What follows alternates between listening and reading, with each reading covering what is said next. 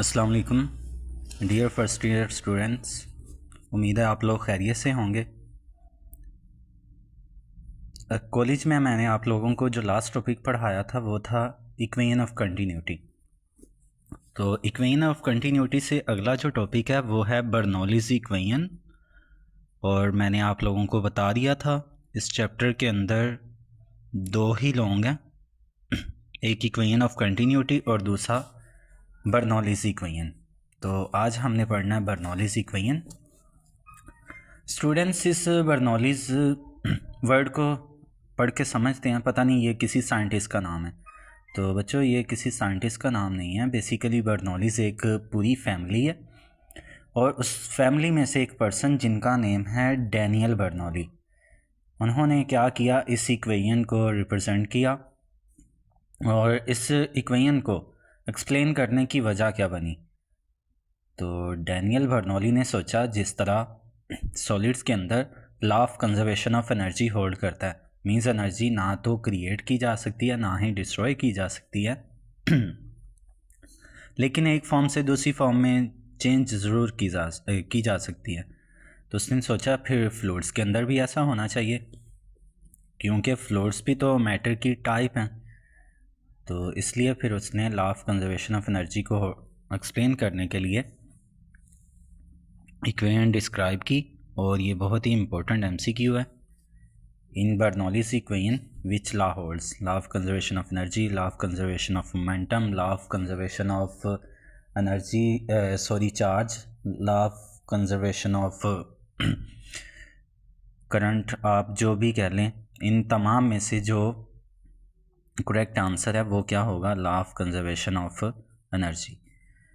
तो इसको एक्सप्लेन करने के लिए अगेन एक पाइप कंसीडर किया। एक उसका अपर एंड है जिसका क्रॉस सेक्शनल एरिया ज़्यादा है और दूसरा लोअर एंड है जिसका क्रॉस सेक्शनल एरिया कम है।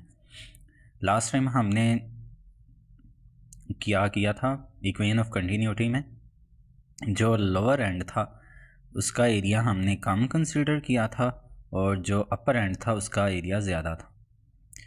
तो अब यहाँ पे जो अपर एंड है उसका क्रॉस सेक्शनल एरिया A1 और इस पे लगने वाली फोर्स F1 है और उस फोर्स की वजह से जो प्रेशर लगेगा इस फ्लूइड के ऊपर वो P1 है और इस फ्लूइड की जो हाइट है अर्थ की सरफेस से वो है H1 और फ्लूइड जो स्पीड से मूव कर रहा है वो स्पीड है V1।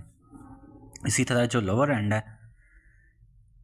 यहाँ पे फ्लूइड की जो स्पीड है वो V2 हो जाती है और इसकी जो हाइट है अर्थ की सरफेस से वो H2 है और फ्लूइड यहाँ से यहाँ तक का जो डिस्टेंस कवर करेगा वो डेल्टा x2 है। और आपको मैंने लास्ट टाइम ये बात क्लियर कर दी थी, जहाँ पे क्रॉस सेक्शनल एरिया ज़्यादा होता है वहाँ फ्लूइड की स्पीड होती है कम। तो यहाँ पे देखें क्योंकि क्रॉस सेक्शनल एरिया ज़्यादा है इस अपर एंड का, तो यहाँ पे फ्लूइड ने कम डिस्टेंस कवर किया, मीन्स उसकी स्पीड कम है। लेकिन यहाँ पे क्योंकि क्रॉस सेक्शनल एरिया कम हो गया तो जो फ्लूइड है उसने ज़्यादा डिस्टेंस कवर किया, मीन्स उसकी स्पीड ज़्यादा है। तो यहाँ पे जो इसने डिस्टेंस कवर किया फ्लूइड ने वो डेल्टा x2 है और इसका एरिया A2 और इसके ऊपर फ्लूइड की मोशन पे जो बाहर से प्रेशर अप्लाई होगा वो P2 है।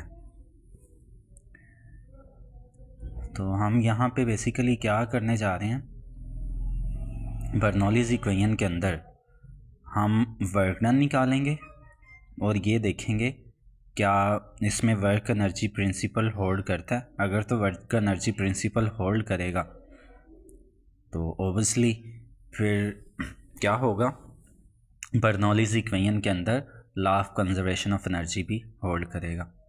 क्योंकि आप लोगों ने पढ़ा था वर्क एनर्जी प्रिंसिपल में किसी भी बॉडी पे जो किया जाने वाला वर्क होता है वो उसकी चेंज इन काइनेटिक एनर्जी के इक्वल होता है। तो अपर एंड के लिए work done as we know that, जैसा कि हम जानते हैं W किसके इक्वल होता है, F डॉट D के। वर्क डन की इक्वेशन है आप लोगों ने पढ़ी हुई है। तो अपर एंड के वर्क डन को हम W1 कह देते हैं और इस पे लगने वाली फोर्स F1 है। जब भी डॉट ओपन करते हैं उसकी वजह से आता है कोस थीटा। तो यहाँ पे एंगल बनेगा थीटा 0 डिग्री। डिस्टेंस कवर जो करेगा फ्लूइड उसकी डायरेक्शन और फोर्स दोनों ही पैरेलल हैं तो इनमें बनने वाला एंगल फिर 0 डिग्री होगा।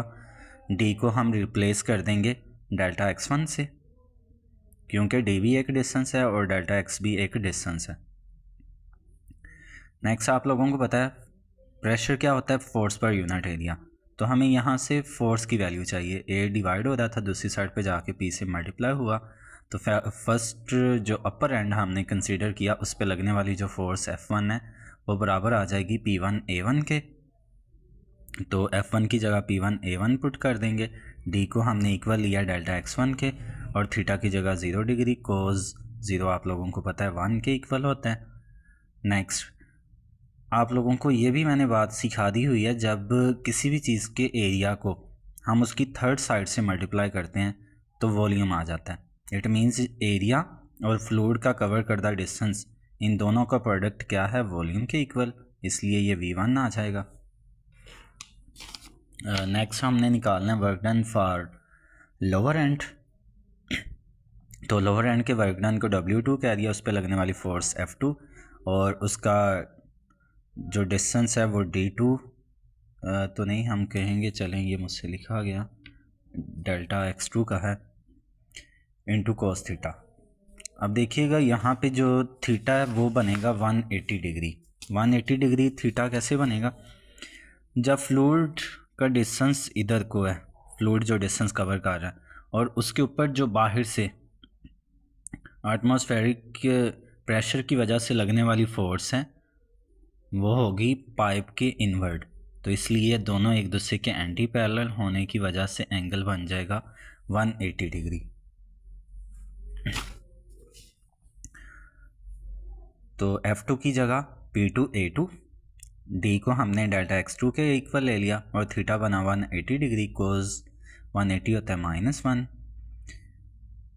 अब पीछे मैंने क्या किया, सिंपल वॉल्यूम के थ्रू समझा दिया, और यहाँ पे आप एक और वे से भी समझ सकते हैं, या उसको हम रहने देते हैं क्योंकि पिछला जो है उसी के अकॉर्डिंग चलते हैं।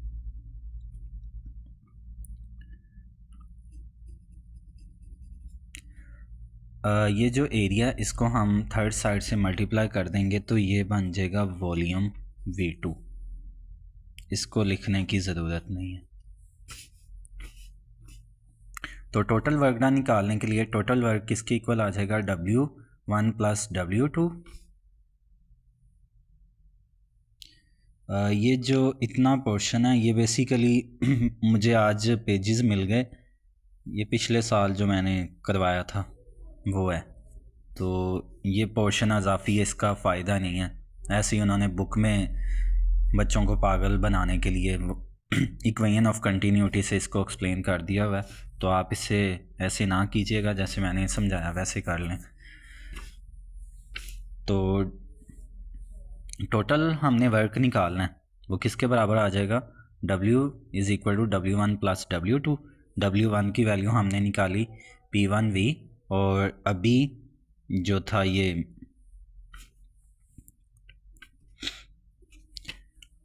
सेकंड लोअर एंड का वर्क डन वो क्या है, -P2V2। तो ये हम वैल्यू पुट कर देंगे।